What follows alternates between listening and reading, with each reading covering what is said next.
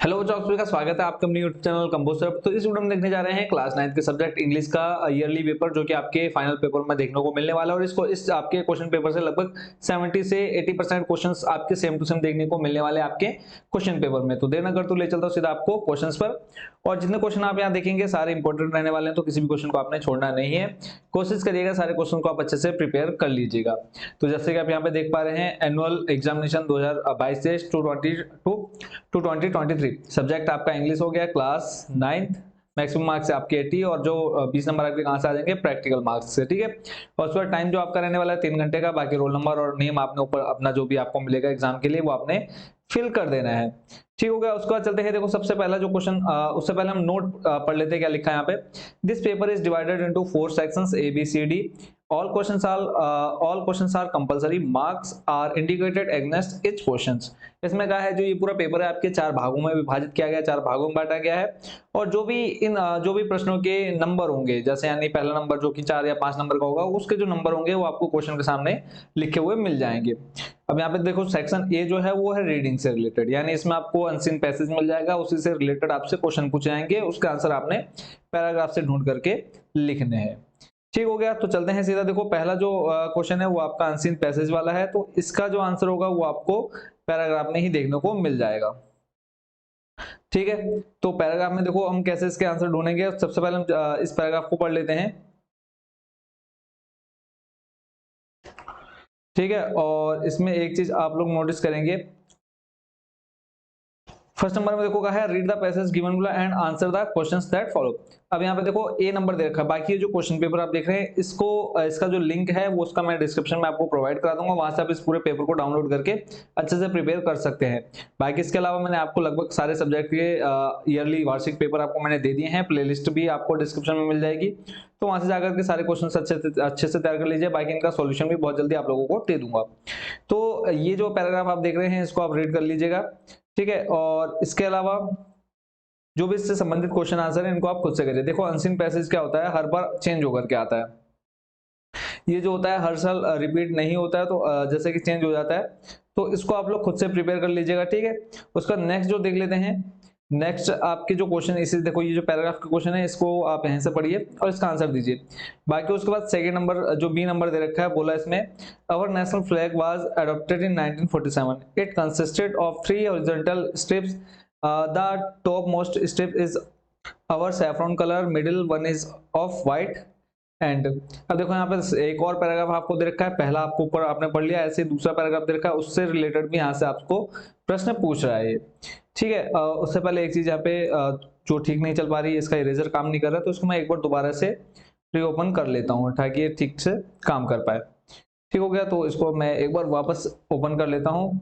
तब तक आप वीडियो को रोक करके जो आपने अभी पैराग्राफ देखा उसको आप एक बार रीड कर लीजिए। ठीक है। उसको आप रीड कर लीजिए ताकि अच्छे से एक बार आपके माइंड में सेट हो जाए। अब चलते हैं वापस हमारे जहां तक क्वेश्चन हो गए थे।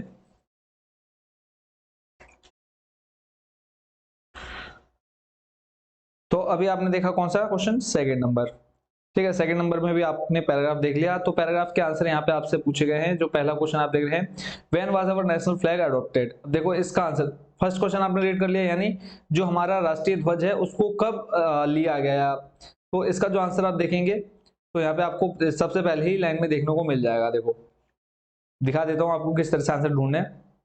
देखो यहाँ पे लिखा है our national flag was adopted in 1947। तो ये आपका पहले नंबर का आंसर हो गया। देखो अब जो पहला क्वेश्चन था आपका कितने मार्क्स का था, आराम से आपको यहाँ देखो 2 नंबर का ये क्वेश्चन है।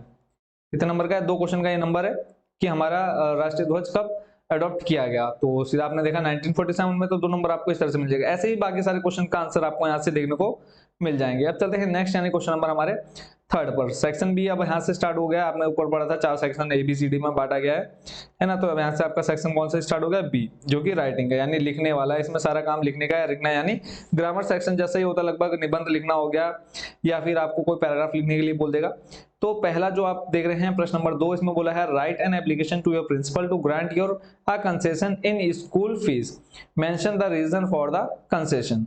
अब आपने अपने प्रधानाचार्य को एक पत्र लिखना है, इसमें ये बोला गया है, और अपने स्कूल की फीस को कम करने के लिए अपने प्रधानाचार्य को पत्र लिखो, ठीक है, एप्लीकेशन लिखो, और फीस कम करने का कारण भी मेंशन करो उसमें कि किस वजह से आप अपने स्कूल की फीस कम कराना चाहते हैं। और का मतलब होता है अथवा, अथवा का मतलब बच्चों क्या होता है, या तो आप ऊपर वाला करें या फिर नीचे वाला, जहां पे भी आपको अथवा देखने को मिलेगा तो आपको दो ऑप्शन मिल जाते हैं, दोनों में से कोई एक करना होता है। तो इसमें आपको लेटर लिखना है, write a letter to superintendent of police, ठीक है, एसपी को आपने क्या करना है, एक लेटर लिखना है, complaining against the disturbance caused by the loud speakers in your locality, you are Aditya Sonal residence of university road Almora. तो आपको ये पूरा एड्रेस दे दिया है कि आप कहाँ रहते हैं, यूनिवर्सिटी रोड अल्मोड़ा में रहते हैं, और आपने सुपरिटेंडेंट ऑफ पुलिस यानी एसपी को एक लेटर लिखना है। किस कारण लिखना है कि आपका जो एरिया है, आपका जो क्षेत्र है, वहां पर लाउड स्पीकर की वजह से बहुत आपको डिस्टर्बेंस होती है, तो वो डिस्टर्बेंस को कम किया जाए, इसके लिए आपने क्या लिखना है, सुपरिटेंडेंट पुलिस को लेटर लिखना है। चलते हैं नेक्स्ट क्वेश्चन, क्वेश्चन नंबर 3 पर। क्वेश्चन नंबर 3 आप देख रहे हैं, right a paragraph in about 60 words of any one of the following. जैसे आप निबंध लिखते हैं हिंदी में, वैसे यहाँ पे आपको 3 ऑप्शन दे दिए गए हैं, 3 में से किसी एक पर आपने क्या लिखने हैं, 60 शब्द लिखने हैं। वैक्सीनेशन इन योर स्कूल और विलेज, अभी कोरोना काल में आप लोगों ने देखा होगा स्कूलों में वैक्सीनेशन किया गया था, या तो आप उस पर लिखिए, या फिर इम्पोर्टेंट ऑफ हाइजेनिक, तो यानी हाइजेनिक की इंपॉर्टेंस क्या है उसके बारे में आपने लिखना है। थर्ड आपका cultural programme of your school in republic day, republic day पर कौन सा कल्चरल प्रोग्राम किया गया आपके स्कूल में, उस पर आपने 60 शब्द लिखने हैं, किस तरह से वो उसका आयोजन किया गया। नेक्स्ट चलते हैं क्वेश्चन नंबर 4 पर। क्वेश्चन नंबर 4 में कहा है बच्चों, on the basis of the hints given below right a paragraph in about 80 words. अब नीचे आपको एक स्टोरी टाइप दे रखा है और बीच बीच में हिंट दिए हूं आपको, तो इस हिंट से आपने क्या बनाना है, 80 शब्द में एक स्टोरी बनानी है। तो क्रोथरस्टी आपने पढ़ा होगा, एक कौवा भूखा था, प्यासा था, फिर उसने एक जग के अंदर थोड़ा सा पानी देखा, फिर उसमें वो कंकड़ डालते गया, तो इस तरह से आपने स्टोरी को कंप्लीट करना है। चलते हैं नेक्स्ट क्वेश्चन, क्वेश्चन नंबर 5 पर। क्वेश्चन नंबर 5 आपका सेक्शन सी जो कि आपका ग्रामर का स्टार्ट हो गया, इसमें बोला है read the following paragraph and fill in the blanks with the correct form of verbs. ये बच्चों आपको मैं लास्ट ईयर करा चुका हूं, तो इसको आप अच्छे से जान दोगे। अगर नहीं पता तो आप प्रीवियस वीडियो कोई भी जाकर के देखो, बाकी इसका सॉल्यूशन भी आप लोगों को बहुत जल्दी प्रोवाइड करा दूंगा। तो यहाँ पे देखो क्रैश है, क्रैश की यहाँ पे कौन सी फॉर्म आएगी वो आपने लिखना है। टेक ऑफ है, टेक ऑफ की कौन सी फॉर्म आएगी, ट्रेवल की कौन सी फॉर्म आएगी। 3 नंबर का क्वेश्चन है और 3 ही आपने वर्ब की करेक्ट फॉर्म यूज करनी है। उसके बाद नेक्स्ट जो क्वेश्चन देख रहे हैं आप बच्चों, इसमें कहा है fill in the blanks with suitable articles. A an the का प्रयोग करना है, ठीक है, किसका प्रयोग करना है, ए एन या दा का यूज करना है। तो यहाँ पे देखो 2 नंबर के क्वेश्चन है, यहाँ पे क्या आएगा, ए आएगा या एन आएगा। अब देखो यहाँ पे वोवेल्स है, तो वोवेल्स में क्या आएगा, it is an easy question. तो ए एन दा का प्रयोग आपके स्कूल में बता दिया होगा, तो सेकंड वाले में भी आपने ऐसे ही फिल कर देना है। क्वेश्चन नंबर 7 है fill in the blanks with predicated part given in the brackets putting them in order. अब इनको आपको ये जो पीछे सब वर्ड दिए हुए हैं, इनको आपने सही फॉर्म में यूज करना है, मतलब वर्ड कि एक उसका अर्थ निकल के आ जाए, एक सेंटेंस बनाना है कि जिसका कोई अर्थ निकल करके आए। प्रश्न नंबर 8 है fill in the blanks with the appropriate modals. अब यहाँ पे आपको ऑप्शन में 3 मॉडल्स दिए हैं, कुड, मे, कैन। तो इनमें से कौन सा यहाँ पे आएगा वो आपने भरना है। तो देखो हमेशा जब क्वेश्चन मार्क लगा है और आप कुछ पूछ रहे हो, ठीक है, किसी चीज के लिए पूछो, तो हमेशा क्या होता है, मे, ठीक है, सॉरी यहाँ पे मे नहीं आएगा, यहाँ पे कैन आएगा। आज्ञा लेने के लिए क्या यूज होता है, कैन। तो इसकी कौन सी फॉर्म में आ जाएगी, can I come in sir, ठीक है,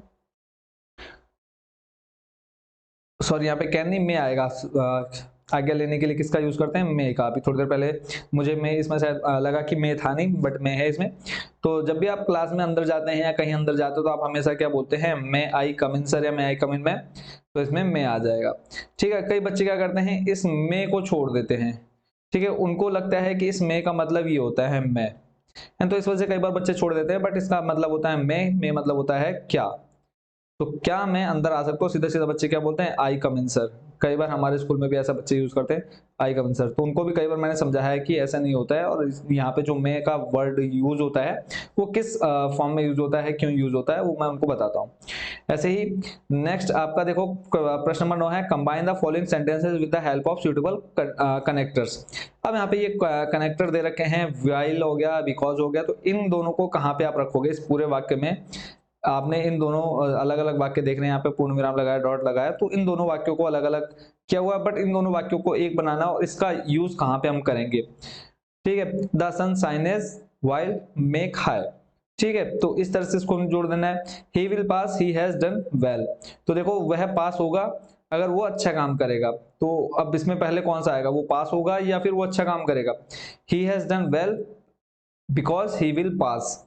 ठीक है, ये होगा या फिर ये होगा, he will pass because he had done well. तो यहाँ पे आ जाएगा he will pass because, sorry ये वाला सेंटेंस पहले आएगा, he had done well because he will pass, इसलिए वो पास होगा। उसके बाद चलते हैं नेक्स्ट सेक्शन आपका डी में, जो कि आपकी टेक्स्ट बुक से रिलेटेड है। तो टेक्स्ट बुक्स वाला आपने बच्चों कैसे करना है उसको समझ लेते हैं। इसमें भी आपको क्या मिलेगा, एक पैराग्राफ मिलेगा, आपको स्टोरी मिलेगी जो आपकी बुक से रिलेटेड होगी। तो इस पूरी स्टोरी को आपने पढ़ना है, इससे रिलेटेड ही आपको क्वेश्चंस यहाँ पे पूछे गए हैं। तो ये पैराग्राफ वाले बच्चों आप वीडियो को रोक करके पढ़ सकते हैं या फिर स्क्रीनशॉट ले लीजिए, नहीं तो आप सिंपल डिस्क्रिप्शन में जाकर के पेपर डाउनलोड कर लीजिए। ठीक हो गया। ऐसे ही सेकंड में भी आपको एक पैराग्राफ दे रखा है, तो यहाँ पे बोला है दोनों पैराग्राफ के आपने आंसर देने हैं। ऐसे दूसरा पैराग्राफ है, I was born into a middle class Tamil family in the island town of Rameswaram. तो इस स्टोरी से रिलेटेड आपको यहाँ पे 4 क्वेश्चन दिए गए हैं, तो इनके आंसर भी आपने लिखने हैं। चलते हैं नेक्स्ट क्वेश्चन नंबर 11 पर। क्वेश्चन नंबर 11 है, व्हाट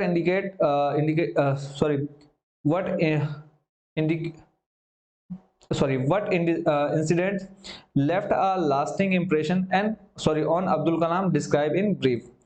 ठीक है, यहाँ पे अब्दुल कलाम वाली स्टोरी जो आपकी बुक में है उसे से रिलेटेड ये क्वेश्चन पूछा गया है। What incident left a lasting impression. ठीक है, तो ये वाला क्वेश्चन आपने देखा होगा आपके बुक में। नेक्स्ट है आपका, determination and courage made Santosh reach for the top of the world justify. यानी इसको आपने पूरा डिक्लेयर करना है किस तरह से संतोष पहुंचा था वर्ल्ड के टॉप पर। Next question number 12, answer the following questions in about 30 words. लगभग 30 शब्दों में आपने आंसर देना है। पहला प्रश्न है आपका, Why was Kezia afraid of her father? Kezia अपने पिता से क्यों डरती थी। दूसरा है आपका, Why did Einstein write a letter to Franklin Roosevelt? तो आइंस्टाइन ने फ्रैंकलिन रूजवेल्ट को पत्र क्यों लिखा था वो आपने बताना है। अगले क्वेश्चन पर चलते हैं। प्रश्न नंबर आप देख रहे हैं 13। जो प्रश्न नंबर 13 है वो बच्चों आपकी कविता वाले सेक्शन से है, और कविता की यहाँ पे 2-4 लाइनें दे रखी हैं और उसी से आपके यहाँ पे क्वेश्चन पूछे गए हैं। पहला तो आप देखो, पोयम और पोएट का नाम अच्छे से याद कर लीजिए। ठीक है, पोयम और पोएट का नाम अच्छे से याद कर लीजिए। आपके 1 नंबर का क्वेश्चन आपका सीधा आना ही आना है कि कविता था, कविता का नाम बताओ। ये हो गया। दूसरा है, where did the two roads diverse. ये आपका write two rhyming words used in the poem. ठीक है, तो तीनों क्वेश्चन का आंसर आप दे देंगे। उसके बाद चलते हैं नेक्स्ट क्वेश्चन पर। Question number 14। क्वेश्चन नंबर 14 देख रहे हैं, answer any two questions in about 30 to 40 words. 30 से 40 शब्दों में आपने आंसर देना है। पहला आप देख रहे हैं, what does the poet like to do when it rains. B आपका, what did saint Peter ask the old lady for, what was the lady's reaction. यानी उसने सेंट पीटर ने लेडी से क्या पूछा था। ठीक है, और उस लेडी का रिएक्शन कैसा था। हाउ डज द विंड पोक फन एट वेकलिंग। इसका आंसर देना आपने। नेक्स्ट आपका क्वेश्चन नंबर 15। क्वेश्चन नंबर 15 बच्चों आपसे पूछा है, Why does the child lose all his interest in the fair? और इसी के अथवा में आपको और करके दिया है, Why does the ticket collector insist on calling Toto a dog? ठीक है, तो इन दोनों में से आपने किसी एक का आंसर लिखना है। नेक्स्ट आपका प्रश्न number 16, What did Sue do to save the life of John C? ठीक है, और उसके बाद इसी के अथवा में आपको जो दूसरा क्वेश्चन दिया है, what are the precious things mentioned in the story The Happy Prince? Why are they precious? ये आपने बच्चों पूरी स्टोरी अच्छे से पढ़ रखी होगी, तो इसका आंसर आप लोग बहुत अच्छे से लिख सकते हैं। बाकी इसका सॉल्यूशन भी आप लोगों को जल्दी मिलने वाला है। लास्ट क्वेश्चन है question number 17, what things were difficult in the kingdom of fools? ठीक है, और उसके बाद अथवा में आपको क्वेश्चन दिया है और करके, what does the author notice one Sunday afternoon? What is his mother's reaction? What does she do? और इसी के साथ बच्चों आपका जो इंग्लिश का क्वेश्चन पेपर है, वार्षिक पेपर, वो हो चुका है कंप्लीट। तो इसी के अकॉर्डिंग आपने पूरे क्वेश्चन पेपर को अच्छे से प्रिपेयर कर लेना है। कहीं पर कोई भी प्रॉब्लम हो तो जरूर आप कमेंट बॉक्स में बताएंगे। ठीक है, और बाकी इसके अलावा आप लोगों को सारे पेपर मैं करा चुका हूँ अच्छे से सॉल्व। तो जो चीज समझ में नहीं आएगी बच्चों किसी भी पेपर में, जरूर आप कमेंट बॉक्स में बताइए। बाकी एग्जाम से पहले बहुत अच्छे से प्रिपरेशन करा दूंगा। टॉप 30 क्वेश्चंस भी आप लोगों को प्रोवाइड करा दूंगा हर सब्जेक्ट के। तो चैनल के साथ जरूर जुड़े रहिए, और जो बच्चे चैनल पर फर्स्ट टाइम विजिट कर रहे हैं चैनल को जरूर सब्सक्राइब कर लीजिएगा, ताकि आने वाली वीडियोस के नोटिफिकेशन आपके पास टाइम रहते पहुंच जाए। तो मिलते हैं बच्चों नेक्स्ट वीडियो में नए टॉपिक के साथ। Thank you so much watching for this video and best of luck for your exam.